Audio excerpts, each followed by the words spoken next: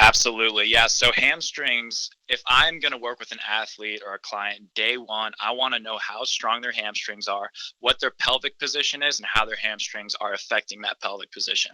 Let's go back to the extension example. Like, let's say I have someone, athlete comes in day one, they have a big low back arch, their pelvis is forward in space, and they're essentially stuck in this extension state.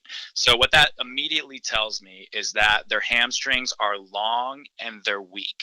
Now, when this happens, like just take into consideration where the hamstrings attach. They attach basically below your butt and just above the back of your knee. So if you have a forward or anterior tipped pelvis, that hamstring is essentially being pulled on all the time. So people always complain, oh, my hamstrings are tight. I got to stretch them out, got to bend over, touch my toes, and that'll feel better. But your hamstring isn't tight because it's short. It's tight because it's long. I like to use the analogy of a rope. Imagine a rope being pulled from on both ends. That's your muscle. And essentially all the slack is being taken up on it.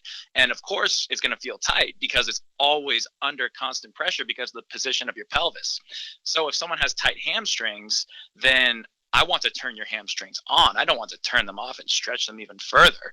That's just going to make the problem worse. And going back to the extension example, if you have weak and long hamstrings and that pelvis is forward, then let's go back to the breathing example. Those ribs, because of that anterior pelvic tilt state that you're in, those ribs are going to flare up, and essentially that's going to again shut off your diaphragm, so your respiration mechanics aren't going to be as good, and you're not going to be able to bring in as much air. If you can't exchange enough oxygen in your working tissues, then you're just not going to be able to keep up with the demands of the exercise that you're currently doing. So all these things are always tied together, and it really does start at the pelvis and the rib cage. And I like to use hamstrings, I like to use abs to get people in more of a quote unquote neutral state. That way respiration, pelvic mechanics are under control.